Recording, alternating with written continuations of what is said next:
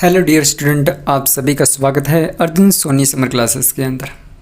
आज की इस वीडियो में हम अध्याय 6 के बारे में बात करेंगे, जिसका नाम है जैव प्रक्रम। और इस अध्याय में हम सबसे बेस्ट और आसान नोट्स आपको देंगे और पूरे पाठ के बारे में आपको बढ़िया तरीके से समझाएंगे। इसलिए इस वीडियो को पूरा देखें और बिल्कुल भी स्किप ना करें, ठीक है। और साथ में आपको बोर्ड एग्ज़ाम में आने वाले कुछ महत्वपूर्ण जो प्रश्न होते हैं, यानी इम्पोर्टेंट जो प्रश्न होते हैं, उसके बारे में भी आपको बताएंगे। तो इसलिए इस वीडियो को पूरा देखें, ठीक है, और स्किप बिल्कुल भी मत करें। तो स्टार्ट करते हैं इस वीडियो को। सबसे पहले हमारी बात होती है कि जैव क्या होता है, जैव और अजैव में क्या अंतर होता है। सबसे पहले हम इसके बारे में बात करेंगे। वे घटक जिनमें जीवन होता है उसे सजीव या जैव घटक कहते हैं। यानी अपने देखें, जैव या सजीव अपने उससे बोलेंगे जिसमें क्या होता है, जीवन होता है। जिस घटक में जीवन हो या जिस वस्तु में जीवन हो उसे अपने सजीव बोलेंगे या फिर जैव घटक बोलेंगे, या फिर अपने सीधा बोल देते हैं जैव, या सीधा क्या बोल देंगे, उसे जैव बोल देंगे। अब अपने बात करते हैं कि अजैव क्या होता है। वे घटक जिनमें जीवन नहीं होता है निर्जीव या अजैव घटक कहलाते हैं। अच्छा, आपने देखिए कि निर्जीव किससे कहते हैं। निर्जीव और अजैव घटक अपने उस घटक या वस्तु को बोलते हैं जिसमें जीवन नहीं होता है, उससे अपने बोलते हैं निर्जीव या अजैव घटक। मैं आशा करता हूँ कि आपको यहाँ तक समझ में आ गया होगा। नेक्स्ट बात करते हैं। अब ये कुछ सजीवों और निर्जीवों में विभेदन करने के लिए सजीवों और निर्जीवों में विभेदन करने के लिए कुछ मापदंड दिए गए हैं। अब अपने उसे पढ़ते हैं। सामान्य मापदंड, इसमें हम सजीव और निर्जीव में विभेदन करने के लिए गति, श्वसन और वृद्धि इत्यादि को शामिल करते हैं। जैसे जुगाली करती गायें, खेलते हुए बच्चे, श्वसन करता व्यक्ति या चलता हुआ व्यक्ति। इसके कहने का मतलब है, जैसे हम आम लोग हैं वो सजीवों और निर्जीवों के बारे में किस तरह से बताते हैं। जैसे मान के चलो, यदि कोई गाय जुगाली कर रही है, ठीक है, यानी जुगाली का करने का मतलब है अपना मुंह हिला रही है, कोई यानी किसी चीज़ को चबा रही है, ठीक है, या फिर कोई बच्चा खेल रहा है, या फिर कोई व्यक्ति सांस ले रहा है, छोड़ रहा है, या फिर कोई व्यक्ति चल रहा है। यदि कोई व्यक्ति चलता है या व्यक्ति कोई सांस लेता है तो अपन कहते हैं कि उस व्यक्ति के अंदर क्या है, जीवन है। यानी कहने का मतलब है कि वो क्या है, सजीव है। अब अपनी बात करते हैं कि जैसे पादप हो गए। पादप का मतलब है पेड़ पौधे। अब पेड़ पौधे तो गति करते नहीं हैं, लेकिन फिर वो कैसे सजीव है। तो अपने साधारण भाषा में बोल देते हैं कि वो क्या होते हैं, वो वृद्धि करते हैं। इसलिए उसमें भी क्या होता है, जीवन होता है। लेकिन कुछ ऐसे पादप जो वृद्धि ना करते हो तो वो क्या होंगे, सजीव होंगे या निर्जीव होंगे। तो इस तरीके से देखा जाए कि सामान्य मापदंड के जरिए अपने सजीवों और निर्जीवों में जो विभेदन है वो अच्छे तरीके से नहीं कर सकते हैं। जैसे कि अपने एक और उदाहरण देखें। जैसे अब अमीबा है, आप सभी अमीबा को तो जानते ही होंगे, ठीक है। अमीबा अगर नहीं पता है तो मैं आपको बता देता हूँ। अमीबा एक कोशिकीय जीव होता है जो कि हमें पानी में मिलता है, जैसे कि तालाब हो गया, वहाँ पे मिल जाएगा अपने को, ठीक है। अभी एक कोशिकीय जीव श्वसन तो करता नहीं है, लेकिन गैसों का विनिमय जरूर करता है, ठीक है। जैसे अमीबा की बात करें, यानी कहने का मतलब ये है मेरा कि अमीबा के पास फेफड़े तो होते नहीं हैं, लेकिन फिर भी यह क्या करता है, गैसों का विनिमय कर लेता है, ठीक है। फिर हम इसे क्या कहेंगे, क्या इससे भी सजीव कहेंगे, निर्जीव कहेंगे। और दूसरी बात देखें तो ये बहुत ज़्यादा छोटा भी होता है। फिर अपने को ऐसा पता लगता है कि ये जो सामान्य मापदंड है अपने, इनके माध्यम से अपने सजीवों और निर्जीवों में विभेदन नहीं कर सकते हैं। ठीक है, क्योंकि इसमें एक बात कर दी गति, कि जो चीज़ गति कर रही है वो चीज़ सजीव होती है। अब जैसे देखें तो बादल भी तो गति करते हैं। अब बादल गति करते हैं, इस हिसाब से देखा जाए तो वो भी सजीव हुए। और अपने बात करें रोबोट, अब मान लो कोई रोबोट है, वो भी गति करता है एक प्रकार से, इंसानों की तरह बोलता भी है, चलता है, फिरता है। तो हम इस हिसाब से देखा जाए, सामान्य मापदंड के हिसाब से देखें तो वो भी एक प्रकार का क्या हुआ, सजीव हुआ। लेकिन हम जानते हैं कि रोबोट भी क्या होता है, निर्जीव, और बादल भी क्या है, निर्जीव। इस हिसाब से देखें कि सामान्य मापदंड के जरिए हम सजीवों और निर्जीवों में विभेदन अच्छे तरीके से नहीं कर सकते हैं। इसलिए कुछ वैज्ञानिकों ने कुछ स्पेशल मापदंड दिए हैं जिसे हम कहते हैं वैज्ञानिक मापदंड। ठीक है, अब वैज्ञानिक मापदंड के जरिए हम सजीवों और निर्जीवों में विभेदन किस प्रकार से करते हैं। इसमें हम सजीव और निर्जीव में विभेदन करने के लिए गति, श्वसन, वृद्धि, पोषण, संवेदना, जनन इत्यादि को शामिल करते हैं। ठीक है, यानी कहने का मतलब है कि जिस वस्तु के अंदर श्वसन हो रहा है और वो पोषण कर रही है, पोषण का मतलब है वो खाना वगैरह खा रही है। ठीक है, वापस बता देता हूँ मैं कि कोई वस्तु यदि कोई गति कर रही है और श्वसन कर रही है, यानी कि सांस वगैरह भी ले रही है और उसमें वृद्धि भी हो रही है, जैसे कि पहले वो छोटी थी, कुछ सालों बाद वो बड़ी होगी, वो होगी वृद्धि। और पोषण कर रही है, पोषण का मतलब है कोई चीज़ खा रही है। संवेदना, यानी कि इसका मतलब है जैसे उसे गर्मी सर्दी महसूस हो रही है, या जैसे अपने से कुछ उसे मार पीट वो जो भी है उसको अच्छे से महसूस हो रहा है, ये होती है अपनी संवेदना। और वो जनन भी कर रही है, इसका मतलब है वो अपने जैसे ही अन्य संतानों को उत्पन्न भी कर रही है, तो उससे अपने क्या बोल देंगे, सजीव बोल देंगे।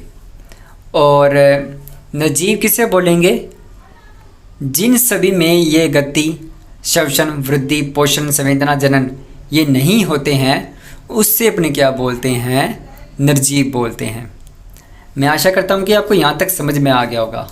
जैसे उदाहरण देखें कि कोशिका में होने वाली अणुओं और रसायनों की गतियाँ, ये भी क्या है, एक सजीव है। जो हमारी कोशिका होती है उसमें सभी गतियाँ होती है, गति भी होती है इसमें अणुओं की, और अपने को जो संवेदना महसूस होती है, अपने को सर्दी गर्मी जो महसूस होती है, वो भी इन स्पेशल कोशिकाओं के वजह से अपने को महसूस होती है। अपने अंदर वृद्धि भी होती है, जनन भी होता है, तो अपने क्या हुए, सजीव हुए। अब अपने बात करें कि अपने अंदर जनन भी होता है, अपने अंदर जनन होता है ना, तो अपने क्या हुए, सजीव हुए।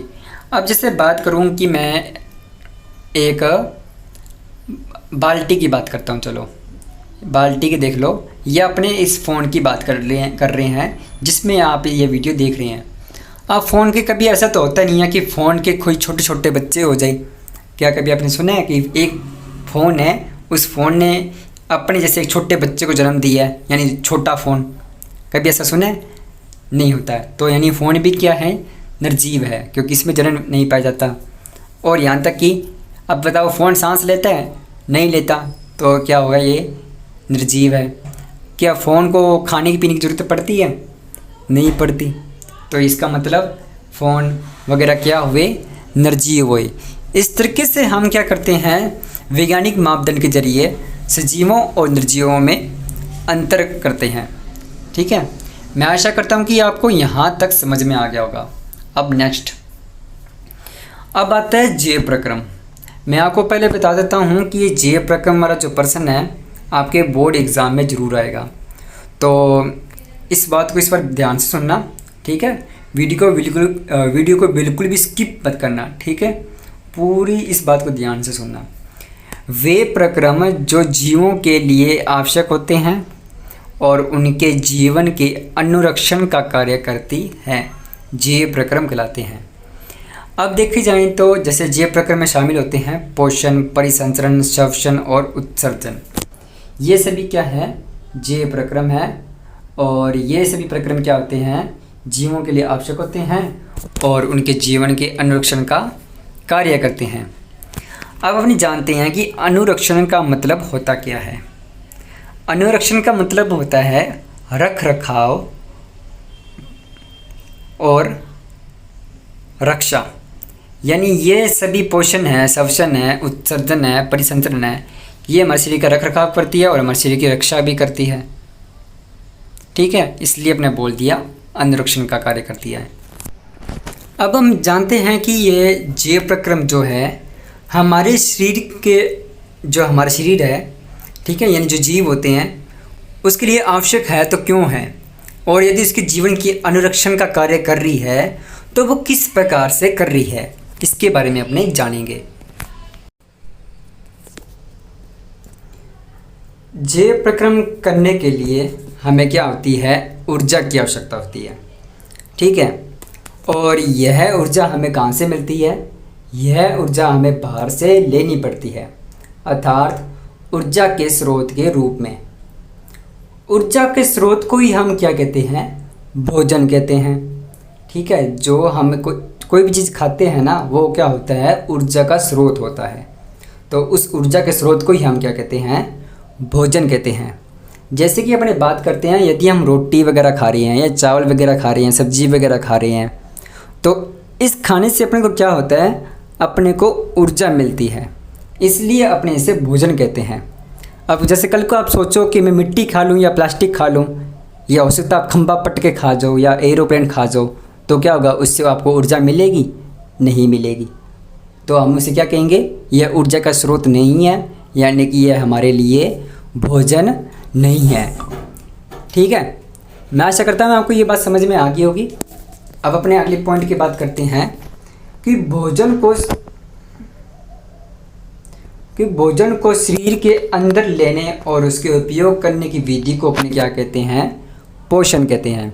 हम जो भी खाना खा रहे हैं और जैसे अपने शरीर को उसके अंदर ले रहे हैं, ठीक है, जैसे आपने नाम समझ लो, रोटी अपने मुंह के अंदर ले ली, यानी इसका मतलब है, और रोटी को मुंह से चबाने के बाद आपके शरीर के अंदर चली गई, ठीक है, और उसका पाचन हो गया, बाद में अपने उस भोजन का यूज़ कर रहे हैं, चाहे अपने कैसे भी यूज़ करें, वो आपको मैं आगे बताऊंगा। ठीक है, यानी आपने जो है भोजन को शरीर को अंदर लेना और बाद में उस भोजन का उपयोग करना।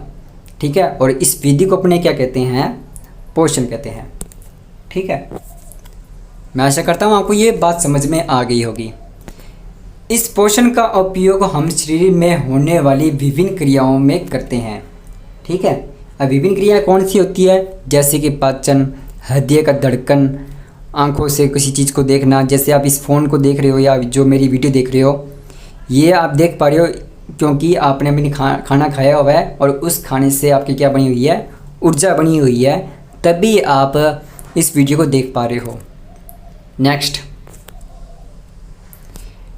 यह पोषण एक आवश्यक अणु जैसे ग्लूकोज इत्यादि के रूप में क्या हो जाता है, परिवर्तित हो जाता है, और शरीर में होने वाली अपचयन और उपचयन क्रियाएं अणु के विघटन और अन्य आवश्यक अणु के निर्माण के लिए महत्वपूर्ण होती है। हमारे शरीर में क्या होती है, बहुत सी प्रकार की उपचयन और अपचयन क्रियाएं होती हैं जो अणु का विघटन करती है, और जैसे अणु का विघटन करेगी तो हमें ऊर्जा मिलेगी, जिसका उपयोग हम क्या करते हैं, अन्य आवश्यक अणु के निर्माण में करते हैं, जैसे कि प्रोटीन बना लिया या कोई फैट बना लिया, फैट का मतलब है चर्बी वगैरह बना ली अपने शरीर की। ठीक है, और अब हम जानते हैं जैसे अपने अणु का विघटन करने के लिए क्या होता है, ऑक्सीजन को ग्रहण करने की आवश्यकता होती है, ताकि हमारे शरीर के अंदर क्या हो सके, जो शरीर में जो कोशिका होती है उसमें होने वाले जो इतनी भी आवश्यक कार्य होते हैं वो अच्छे तरीके से हो सके, और इसे अपने क्या कहते हैं, श्वसन कहते हैं। दोबारा बता देता हूँ आपको मैं कि हमारे शरीर में क्या होती है, बहुत से प्रकार की अपचयन और उपचयन क्रिया होती है।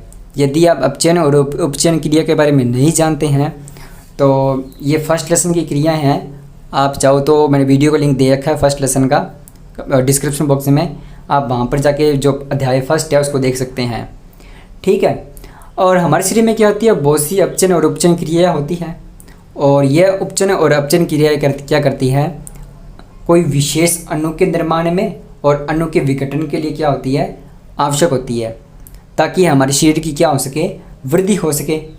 अच्छा, अणु का अगर विघटन करना चाहते हैं, अणु का विघटन का मतलब है कि यदि अपने अणु को तोड़ना चाहते हैं, ठीक है। तो उसके लिए क्या होती है, अपने को ऑक्सीजन की ज़रूरत होती है। और ऑक्सीजन गैस अपने कहाँ से मिलेगी, बाहर से मिलती है।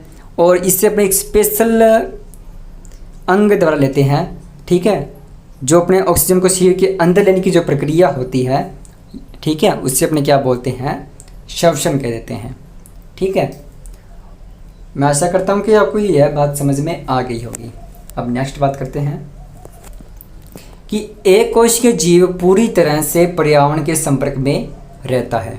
जैसे कि अपने अमीबा की बात करें, अमीबा का पूरा शरीर क्या रहता है, पर्यावरण के संपर्क में रहता है।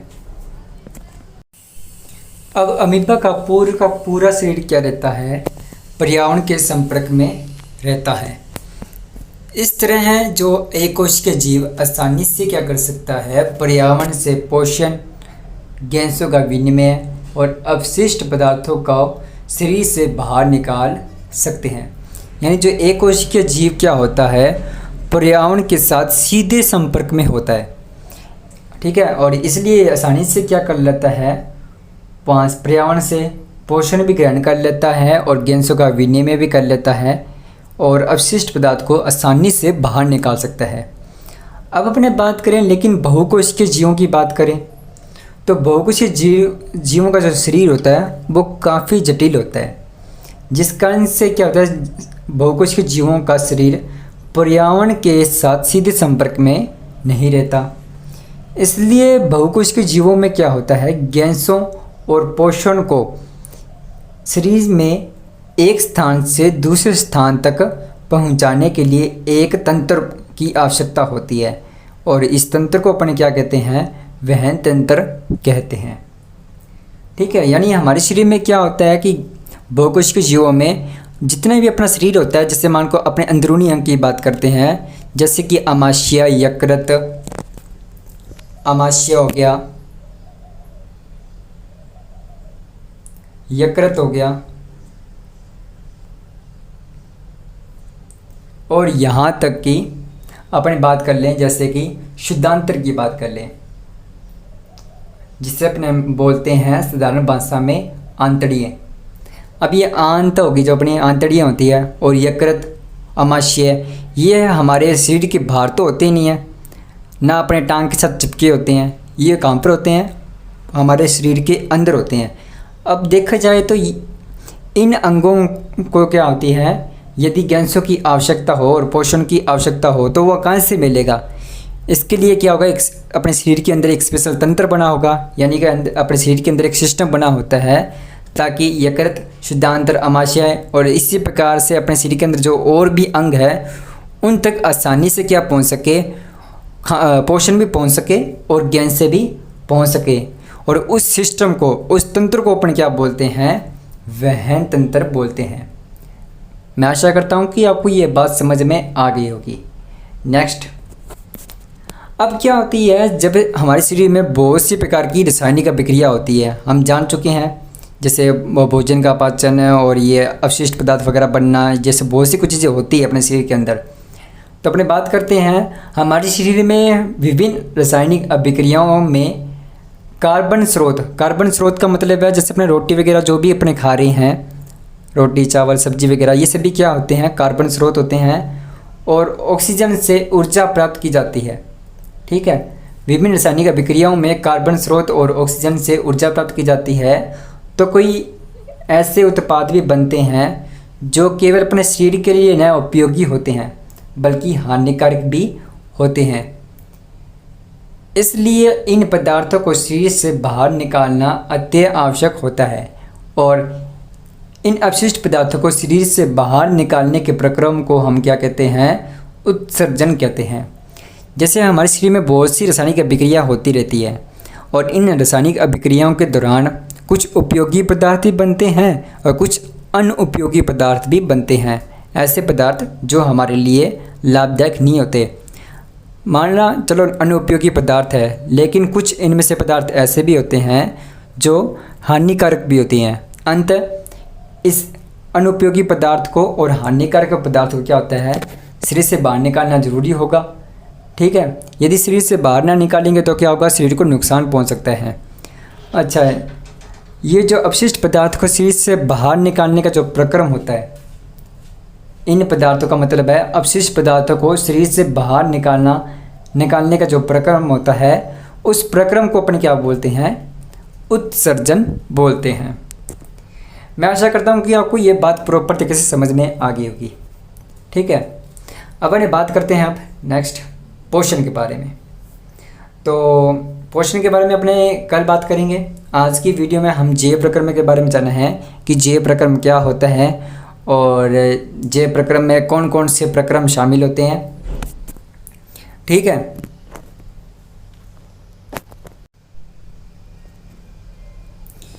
तो आज की इस वीडियो में हमने जैव प्रक्रम के बारे में जान लिया है कि जैव प्रक्रम क्या है, जैव क्या होते हैं, अजैव क्या होते हैं। और कल की वीडियो में हम पार्ट 2 में जानेंगे कि पोषण क्या होता है और कितने प्रकार के होते हैं। ठीक है, और उसके अच्छे तरीके से वर्णन करेंगे। यदि आज की आपको यह वीडियो बहुत ज़्यादा पसंद आई है तो प्लीज़ वीडियो को लाइक कर दें और इस वीडियो को शेयर जरूर करें। और यदि आप ऐसी इन्फॉर्मेशन पाना चाहते हैं तो अर्जुन सोनी समर क्लासेस वाले इस चैनल को सब्सक्राइब भी ज़रूर कर लें। ठीक है, और इस वीडियो को शेयर जरूर करें, ये आपके लिए मैं आपको फिर से कहूँगा। और यदि आप ऐसी वीडियो से अपडेट रहना चाहते हैं और 10th क्लास के बारे में ऐसी इन्फॉर्मेशन पाना चाहते हैं तो हमारी इस अर्जुन सोनी समर क्लासेस वाले चैनल को सब्सक्राइब ज़रूर कर लें। Thank you.